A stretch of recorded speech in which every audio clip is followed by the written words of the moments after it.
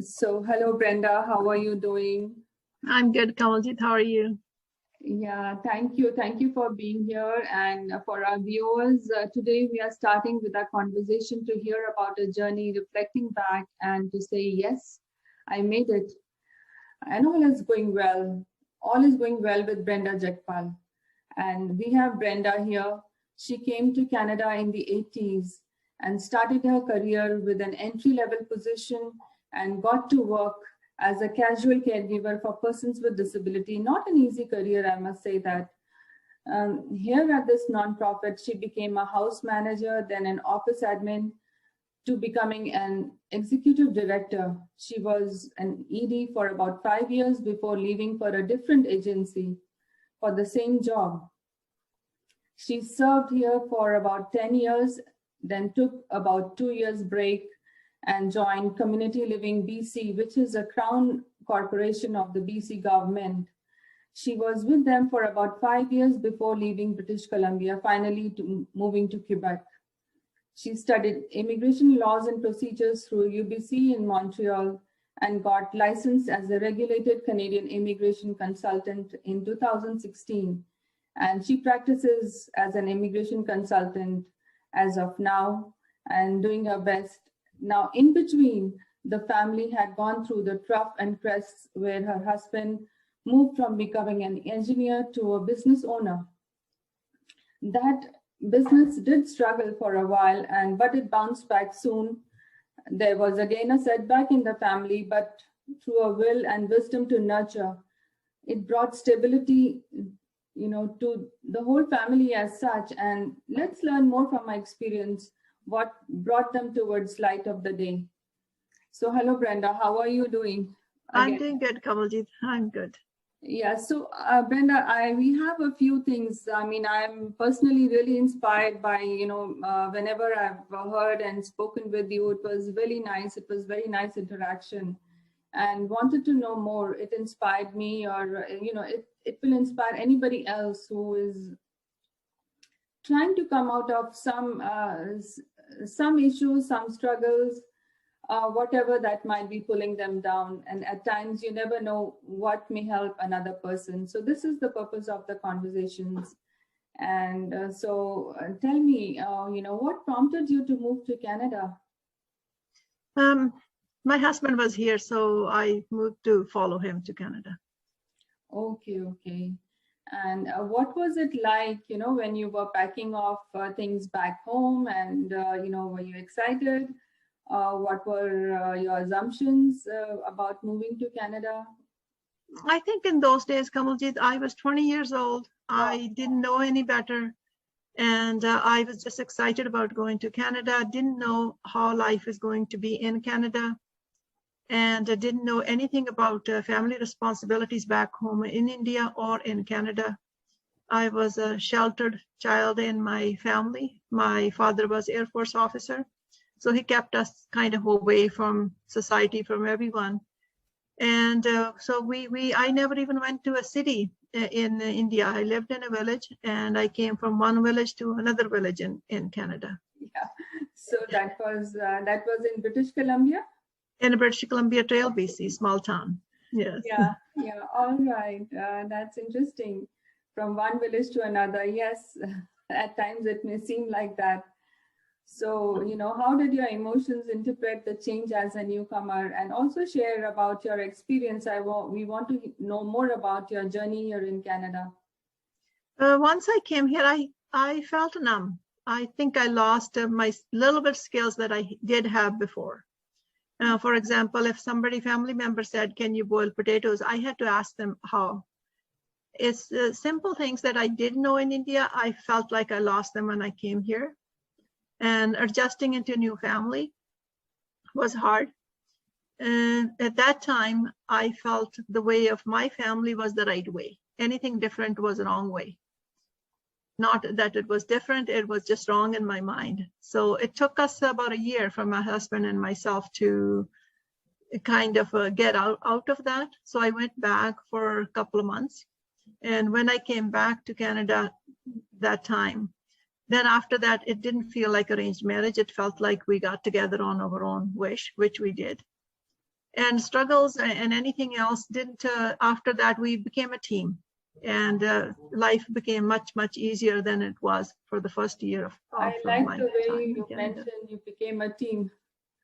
Yes. Yeah, that's good. Yeah, so after that, we have 2 boys, and we just lived our life. My husband worked, and I stayed at home with the boys. Then I started looking for work. I got bored at home and thought I should be working. And initially couldn't find anything, so I went to work at the farm for 2 months and came back. And then slowly I went into the field of supporting people with the disabilities, and starting from one end and then moving up in the field. And that was amazing. So we were talking about supporting people with the disabilities. And I think I learned more from them than I was able to teach to them. We had opportunities for many workshops, many trainings. Every time there was a training for how to manage behaviors, how to communicate with people, how to learn from their communication. If somebody's throwing something, what does it mean? And I was learning about myself too. So I was one of the group. It wasn't just the people that I was working for or supporting. I was one of them. And there was so much big learning curve for me to self-realize and to find out where I needed to work on myself. So I helped them to work on themselves, and I worked on myself at the same time. Yeah, that is very interesting because, growing in a company where a work which I also understand that you were not really used to and was not something that you would have, wanted to do. But Yes. you continued nevertheless because both the people needed it, both the sides needed it. You wanted to work and they needed you anyway. So yeah, and I think in this place, it's like a faith. This is where the fate or the faith comes in. yeah, I went to work and not knowing what I was getting into. Once I was there, I liked the staff that was working there, people that worked there. And they were so excited, so motivated. So I prayed to God to give me that encouragement, that motivation that they had. And then I was there for many years. Most time of my career was with the people with the disabilities after that.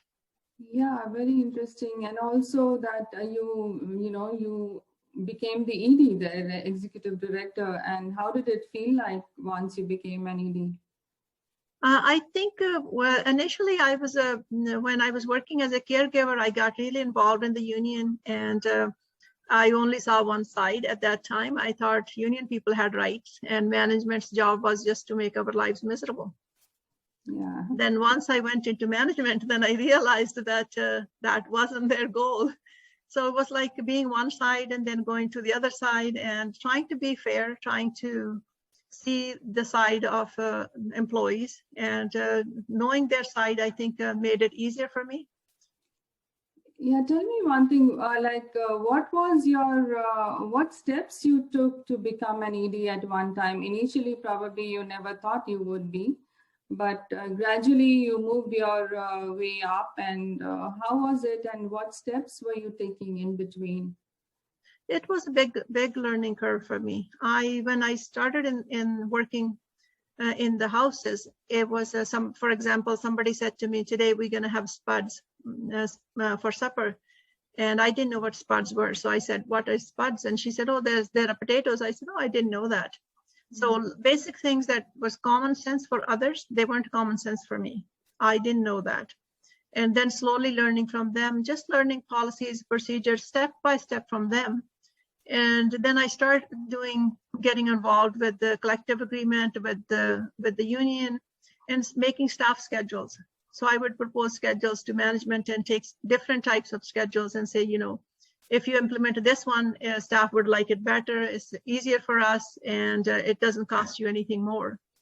And then slowly from there on, I was hired as a house manager. And then I also started taking a program for CGA, for Certified General Accountant. Yeah. That took me about 5 to 6 years to complete. Everything was online. Just the exams were standard exams that everyone else wrote in, not just in BC, in Canada. And after 5, 6 years, I completed the certification, and I was offered the job of ED when I was kind of halfway through my program. And the company knew that I was taking the program, and one of the agreement was that I would not quit and I would keep doing it.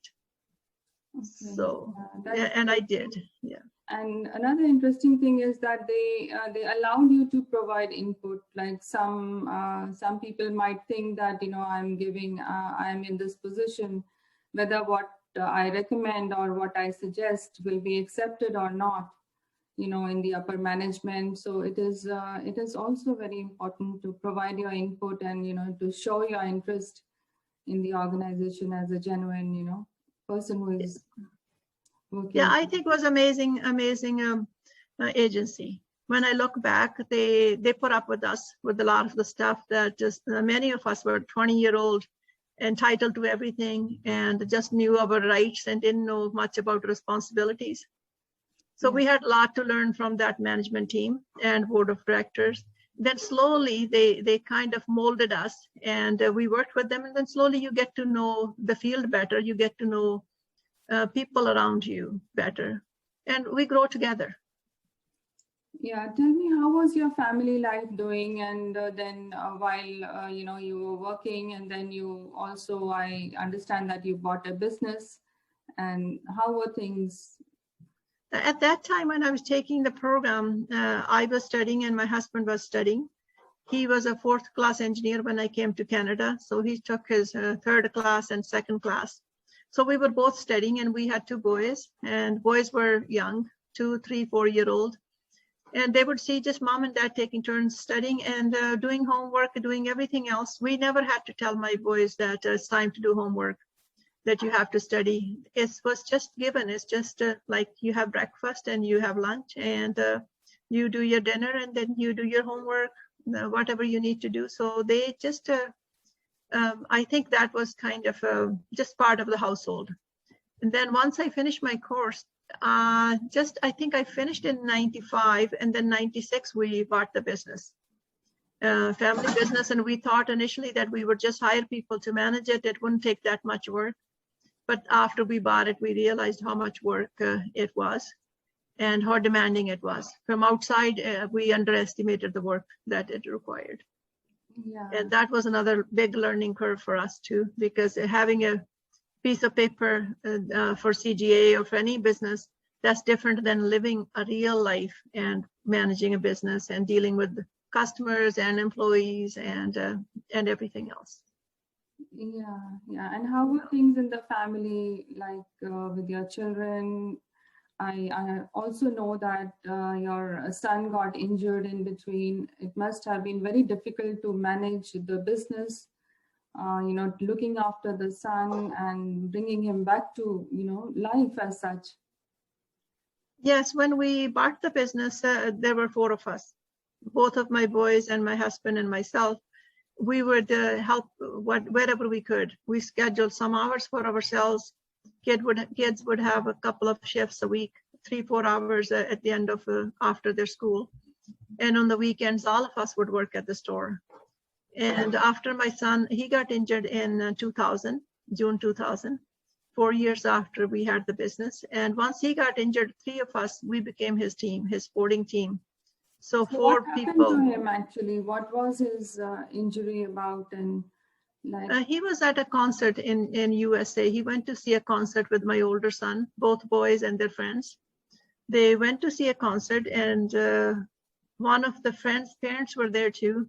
So we felt everything felt like was safe. And the parents who went there, they went to the park and they saw everything, and everything felt safe. There were security guards. Everything was there. And even the mom, she said to me after that, she said, we were so impressed how well behaved your boys were, and how your son drove the truck and kept it under the limit and everything. And we were so impressed. And then that evening when there was a concert, and I think the crowd was too big and my son fell. but there was no room for him to fall back on. So he lost his breath just standing up. Because of lack of oxygen, he ended up having a brain injury. So he wasn't alive for 5 minutes. Then they resuscitated him, and slowly, then we had the call, and he was in coma for a while, on life support for a while, and then in rehab. It took us about a whole year or so to bring him home. Okay. Yeah. That must have been really, really very tough to watch your child do your work, what you need to do, and follow a day-to-day routine. It is. Yeah, that was horrible. We lived in, our house was in Trail, BC, so we lived in Vancouver. That's where the rehab center was. And we rented a small basement, and we were living out of that basement, and was very, very hard. I can't say it was easy. It was hard. Every morning was hard to get up, and meeting with social workers and trying to find out what we can or can't do. And then a few days after we ended up in the hospital from States to Vancouver, my older son said, we just have to look at one positive thing that we see in him every day. Just one thing. Today he blinked his eye, but he didn't blink yesterday. So let's just focus on that. And tomorrow we'll see what more positive we get. So we start doing research on the computer, trying to find, like, if there's just 1% chance of him surviving, then we said, we'll take that 1%. We will look at 1% chance of surviving, not at 99% chance of failing. Yeah. And we did that, and we had amazing support from the community, which allowed us to get up in the morning and move forward. Like the community of a small town Trail, and our friends and relatives, even friends, and people came to see us. Like they had, I remember a couple of old ladies came to see, and they said, we were visiting BC from California, and we have relatives in Trail, and they told us that your son is here, and we wanted to come and see him and see you guys. Wow, that's yeah. And this is called what I say is interconnectedness of life. You never know what may touch somebody at some point of time, and it allows you to, revive your life force from within. Bring it out, because people are there to support you. And that kind of, it triggers off that emotion of positivity and optimism. Yes, we can keep going. And what was happening to your business on the side? Who was looking after it? We had a manager. She was running the business, and she had we had double shifts at the store, so she would manage the staff schedules and everything. The part that was hard for us at that time was that business wasn't bringing in money. Yeah. Employees they knew how to sell stuff, but sometimes they didn't realize that prices have gone up. For example, for magazines, for anything else. So this price that we were selling at, it stayed the same for a year. In the meantime, prices went up for most of the merchandise. Okay. So we had to cash in our RESPs and stuff in order to pay employee wages during that time. Yeah. So moving forward, what were the things that you did? Like you moved eventually to Quebec. Yes, we moved to Quebec my older son was in Quebec. My both boys are very close to each other. So we moved to Quebec to make sure that my younger son and his family gets the support from the older son when we're not here. And we wanted to be part of that transition. So we wanted to make sure that we make that transition happen for them while we're still able to do it. Yeah, and so how's your son doing now? What are the things that you're looking forward to, and what has been his accomplishment? He's doing great considering his injury. He's doing great. He is a positive thinker.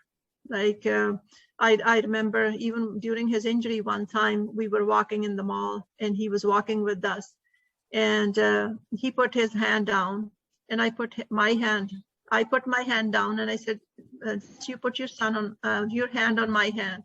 And he did. And then he said, he wanted dad to put his hand there too. And his dad did. Then he moved his hand. And he wanted us to spend time with each other.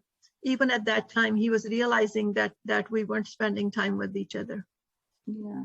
Yeah, and he's very considerate, very caring. His speech didn't come back. His speech is very impaired, and he needs help with the walking. And we try most of the time. We're able to look at and say, from that day, he wasn't alive. Now he's alive, and he's doing good. He's doing better. But sometimes we do go back into the what if didn't happen. Yeah, yeah. And what about his family? And is he staying with you, or like is he staying by himself? No, we had arranged marriage for him in 2006, which lasted about 10 to 12 years. And I think again, this is the fate and the fate. Yeah. And at the end of 12 years, I think the young lady, she tried hard to fit in, and we tried hard for her to fit in. And when our journey was finished together and it was time for her to have a separate path, now they've been separated for the last 2 years. And my granddaughters are with us. They're 10 and 12. And they're amazing young ladies. They go to visit their mom on every second weekend. And they stay with my son, and we support my son and my granddaughters. Yeah. Or they support us, if you say. Yeah. Yeah. So what would you like to share with our viewers? Probably many would be looking forward to hear from your wisdom. I mean, what they can take away from your experience. I think there's a few things, Kamaljeet. One is sometimes we expect different things from people. Yeah. And we have to realize they can only give us what they have. And if somebody doesn't call us on our time of need, they just don't have that ability to know that we need them. It's nothing against us. And the other thing is life is full of positives and negatives. Nobody's life is just a positive. And no relationship is perfect. Every relationship we have to work on. And, and sometimes when things don't work, it's great to kind of have your path and just live your life instead of trying to change someone else. We can't change people. We can only change ourselves. And we have to accept the way things come to us. It's like, in our, we go to Gurdwara, we put our hands and we get the prasad. Life is a prasad. It's you open your hand and you get what you get. And we have to accept that. Yeah, that's there. And of course, like I remember you said things were very difficult when you moved to Canada, with your in-laws and family, but then you came out of it on your return to Canada when you came back. And, you moved forward, never looked back from that point of time. And your relationship had changed quite a bit.